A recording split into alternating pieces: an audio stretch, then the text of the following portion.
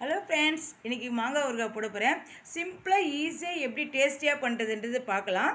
இது வீட்டில் விளைஞ்ச மாங்காய் தான். இது ஒரு 4 மாங்காய் எடுத்திருக்கேன் நான். அதை எடுத்துகிட்டு கழுவிட்டு ட்ரையாக காய வச்சுட்டு இந்த மாதிரி பொடியாக கட் பண்ணி போட்டுக்கணும். போட்டுட்டு இதில் தேவையான பொருளெல்லாம் என்ன போடுறதுன்றது நம்ம பார்க்கலாம் வாங்க. இதுக்கு ஒரு பாக்ஸ் எடுத்திருக்கேன்.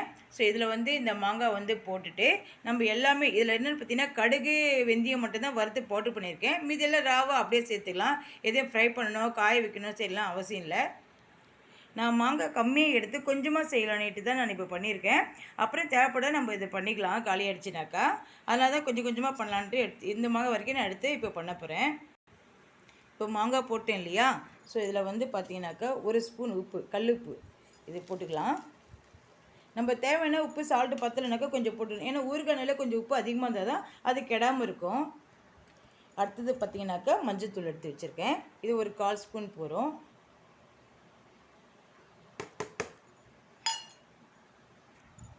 அடுத்தது பார்த்திங்கனாக்கா பெருங்காயம், கட்டி பெருங்காயம் பீஸாக ஆக்கி நல்லா வறுத்து அரைச்சி பவுட்ரு பண்ணுது.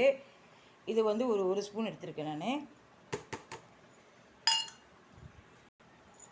அடுத்தது பார்த்திங்கனாக்கா சில்லி பவுட்ரு, அதாவது மிளகாத்தூள் வீட்டில் அரைச்சதே தான். இது ஒரு 2 ஸ்பூன் எடுத்திருக்கேன்.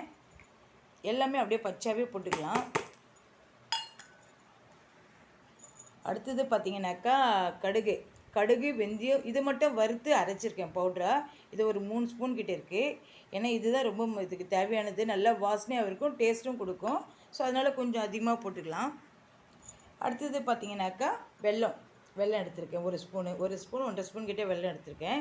வெல்லம் நல்லா டேஸ்ட் கொடுக்கும், நல்லாயிருக்கும். ஸோ நம்ம வெல்லம் ஆட் பண்ணிக்கலாம். இதில் எல்லாமே நம்ம ஆட் பண்ணிட்டோம். இது நல்லா புளிக்கிட்டு இதில் நல்லெண்ணெய் ஊற்றணும். இது நல்லெண்ணெய் ஊற்றினா தான் ஊறுகாய்க்கு நல்லாயிருக்கும். ஸோ நல்லெண்ணெய் ஊற்றணும். இப்போ இது நல்லா மிக்ஸ் பண்ணி கலந்துட்டோம். எல்லாமே நம்ம போட்ட பவுட்ரு எல்லாமே இன்க்ரீடியன்ட்ஸ் எல்லாமே கலந்துட்டோம். ஸோ கலந்துட்டு இதுக்கப்புறம் இது மேலே நம்ம எண்ணெய் ஊற்றணும். நான் இதயம் மெல்லன் எடுத்திருக்கேன். இது ஒரு 1/4 லிட்டரு கிட்ட இருக்குது. நம்ம அப்படியே ரவை ஊற்றிக்கலாம்.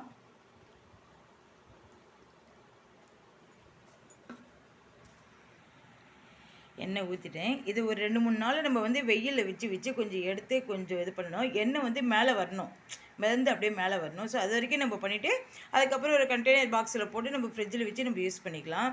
ஸோ நீங்களும் இந்த மாதிரி ஈஸியாக மெத்தட் எப்படி பண்ணுறதுன்னு பார்த்து தெரிஞ்சுக்கங்க. ஓகே ஃப்ரெண்ட்ஸ், தேங்க்ஸ் ஃபார் வாட்சிங். நெக்ஸ்ட் வீடியோ பார்க்கலாம். பாய். இந்த சேனல் உங்களுக்கு பிடிச்சிருந்தா சப்போர்ட் பண்ணுங்கள், என்கிட்ட சப்ஸ்கிரைப் பண்ணுங்கள். தேங்க்யூ.